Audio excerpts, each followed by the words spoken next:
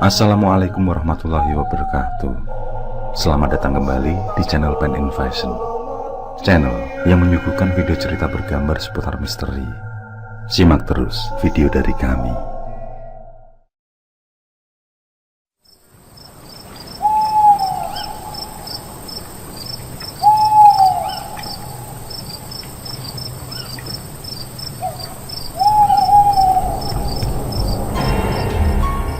Mbah, kali ini harus berhasil, Mbah. Wijo berkata pada Simbah yang beberapa waktu lalu sempat terkapar karena santetnya sendiri. Dengan tatapan sadis sang dukun meyakinkan bahwa kali ini pasti tumpas tapis. Simbah hanya perlu meyakinkan bahwa uang yang dijanjikan Wijo bukanlah bualan semata. Wijo pun memastikan jika soal uang itu bukan masalah. Simbah segera merapal mantra. Sementara di atas meja di hadapannya telah tertata rapi uberampe yang akan digunakan sebagai media santet. Masih seperti kemarin, 4 boneka pocong, puluhan jarum, paku, pecahan kaca, darah ayam. Ditambah lagi ada puluhan kalajengking dan kelaban hidup. Kali ini, Simbah benar-benar akan mengeluarkan semua ilmunya. Ia juga akan meminta semua perewangannya untuk membunuh keluarga sulung. Keempat boneka pocong itu mula-mula disiram dengan darah ayam. Pocong mini itu pun seperti bersimbah darah. Satu persatu pocong mini itu kemudian dibakar, seperti orang yang membakar sate. Anehnya, pocong mini itu tidak terbakar sedikit pun. Pada saat yang bersamaan, Simbah mulai menusukkan jarum dan paku yang telah disiapkan pada keempat pocong mini itu. Tumpas tapis, tumpas tapis, tumpas tapis, ucap Simbah seperti bergumam. Dalam rapalan mantra yang hanya Mbah Dukun yang tahu, jarum, paku, pecahan beling, kalajengking, kelabang dan sebagainya itu tiba-tiba lenyap. Asap tipis terlihat mengepul dari keempat pocong yang masih dipanggang itu. Sesaat kemudian, pocong-pocong mini terlihat menggeliat-geliat. Sementara itu Dwijo menyaksikan dengan hati berdebar. Ia melihat dengan mata kepala sendiri bahwa untuk kali ini Simbah telah menggunakan seluruh kesaktian yang ia miliki. Perewangan-perewangannya dikirim untuk menyelesaikan sulung dan keluarganya. Sulung, seorang kakak kandung, sepertinya telah dicoret dari daftar keluarga bagi Dwijo. Di dalam otak Dwijo, sulung tidak lebih dari sekedar duri dalam daging. Dan duri itu memang harus dilenyapkan.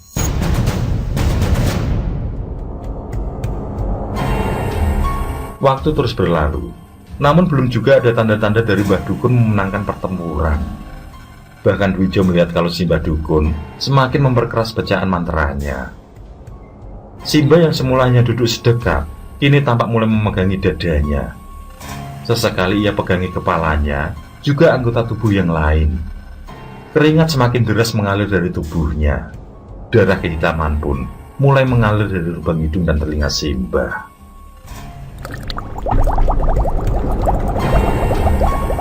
Air kembang 7 rupa di dalam panci itu pun bergejolak. Sebentar kemudian, panci itu bergeser-geser dengan sendirinya. Hingga pada suatu ketika, Simbah berteriak keras sampai tubuhnya terdorong jauh ke belakang. Air kembang itu pun tertumpah. Dwijo melihat darah keluar deras dari mulut, lubang hidung, serta telinga Simbah Dukun. Dwijo yang gemetaran melihat dengan jelas sebuah kilatan sinar putih menyilaukan mata menembus tubuh Simbah. Akibatnya, tubuh Simbah pun menggelepar, matanya melotot menahan kesakitan. Dan setelahnya, tubuh itu diam untuk selamanya. Dwijo menyaksikan dengan rasa ngeri yang tidak terkira. Tidak terbayang seandainya santet itu menyerang ia dan keluarganya. Wijo pun melolong ketakutan.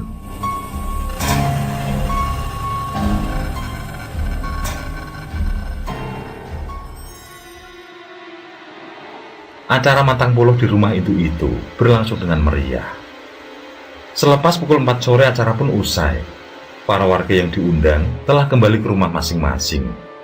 Yang tinggal kini hanyalah anak-anak Adijoyo beserta keluarga masing-masing, paling bersama kerabat-kerabat dekat. Mereka kembali berupaya untuk bermusyawarah atas tanah peninggalan orang tua mereka. Saling serang pendapat dan argumen dari kedua pihak tidak juga menemukan solusi. Masing-masing kuat menggenggam pendapatnya sendiri, sehingga tidak menemukan titik temu. Dwijo bersikeras bahwa tanah itu sudah sangat layak menjadi haknya.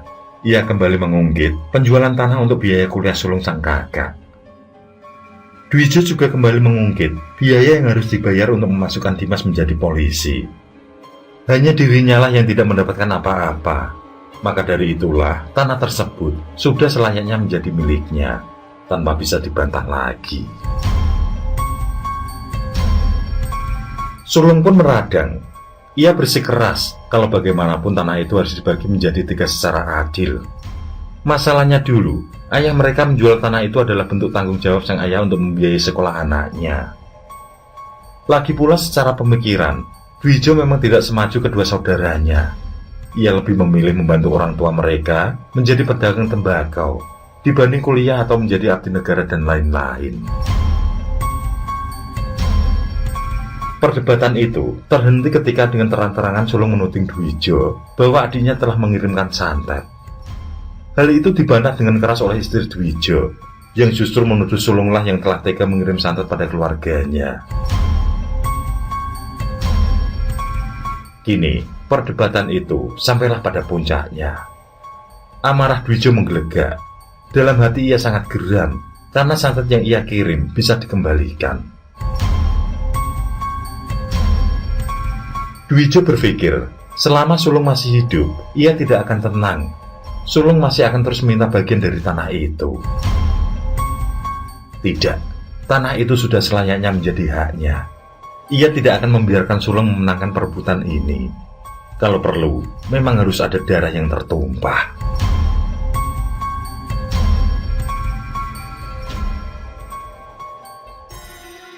Mas Sulung, tolong sing sabar. Sudahlah, ikhlaskan saja tanah itu. Biarlah Dwijo miliki sendiri.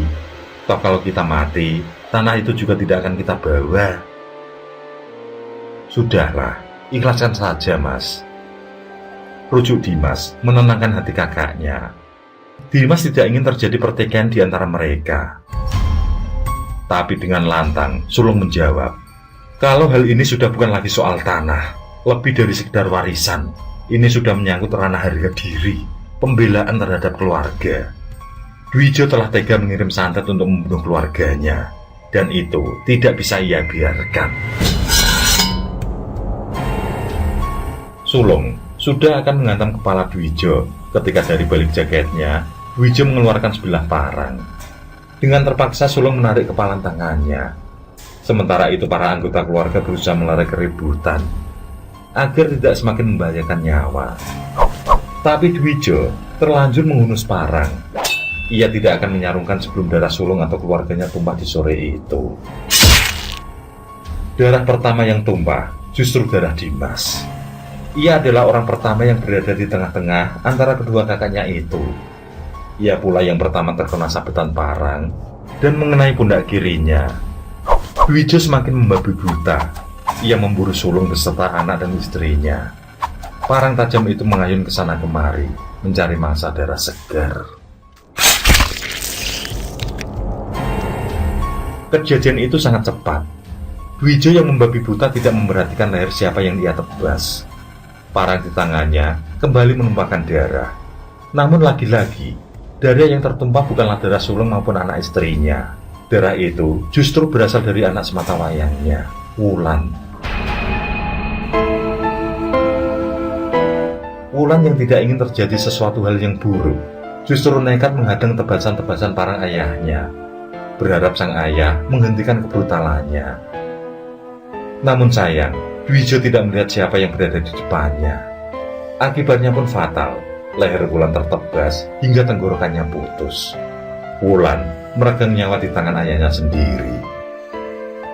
Semua orang yang berada di rumah itu tertegun. Mereka harus melihat saudara mereka meregang nyawa dengan cara yang mengenaskan. Dwijo sendiri dengan mata nanar harus menyaksikan anaknya tewas. Wulan tewas oleh tangannya sendiri. Dengan geram ia pandangi sulung. Wulan mati karena sulung, maka sulung harus mati di tangannya. Dwijo tidak lagi bisa berpikir jernih. Seketika ia melompat ke arah sulung. Parang ia ayunkan ke kepala kakaknya itu. Dalam serangan yang sangat cepat itu, sulung masih bisa menghindar. Bahkan tanpa sengaja ia berhasil meraih sebuah asbak di atas meja. Dwijo yang terhuyung karena serangannya luput, belum cukup memiliki waktu untuk kembali ke posisi semula.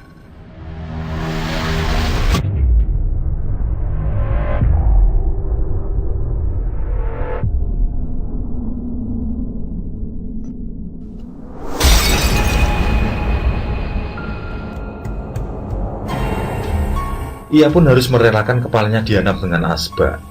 Asbak yang dilempar dengan kekuatan penuh itu tepat mendarat di kepala bagian belakang Dwijo. Bahkan asbak yang terbuat dari keramik itu sampai pecah menjadi beberapa bagian. Seketika, Dwijo pun tumbang tidak sadarkan diri.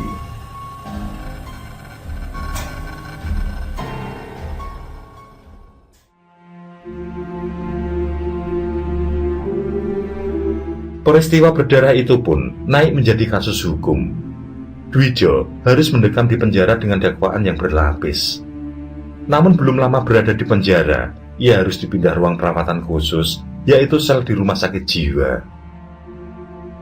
Kejiwaan Dwijo mengalami guncangan yang luar biasa. Ia selalu histeris ketika teringat bagaimana Wulan menggelepar Sekar dengan lehernya yang nyaris putus. Wulan, sang putri kesayangan, mati oleh tangannya sendiri. Kepedihan dan penyesalan yang sangat mendalam itu, bagaimanapun, juga telah merobek jiwanya. Begitu pula dengan sang kakak, Sulung. Kemenakannya itu memang tidak mati oleh tangannya, namun karena kebodohan, kedunguan, ketidakkedewasaan, ketidaksabarannya, dan kesalahan-kesalahan lain yang telah ia lakukan, mengakibatkan ia harus kehilangan kemenakannya. Beruntung jiwa Sulung masih bisa tertolong. Ia segera menyadari kesalahannya. Meski dengan penyesalan yang tiada henti, Sulung masih diberi kesempatan untuk bertobat, sehingga ia tidak mengalami gangguan kejiwaan seperti yang dialami Dwijo. Sementara itu, atas persetujuan semua anggota keluarga besar, atas nama orang tua mereka, Dimas telah mewakafkan tanah warisan yang sempat menjadi sengketa itu. Bagi Dimas, itulah jalan terbaik. Ia merasa inilah bentuk bakti yang bisa ia dan saudara-saudaranya lakukan. Hal mana sebenarnya ia pun juga sangat terpukul karena kepergian keponakannya. Wulan hanyalah seorang gadis remaja yang belum cukup umur untuk memahami permasalahan orang tuanya. Wulan yang hatinya masih bersih, hanya tidak ingin ayahnya berbuat sesuatu yang membahayakan. Wulan, ia sangat menyayangi saudara-saudaranya. Ia tidak ingin mereka celaka karena ulah ayahnya. Namun takdir memang telah digariskan. Hari itu merupakan titik nadir baginya, bahwa telah ditetapkan bahwa hari itu ia harus menghadap pada Sang Pencipta. Wulan, ia adalah korban ambisi dan ketidakdewasaan orang tuanya. Semuanya telah terjadi. Sejuta sesal pun tak akan bisa mengembalikanmu. Hanya doa yang bisa dipanjatkan untukmu. Semoga engkau mendapatkan tempat terindah di sisinya. Amin.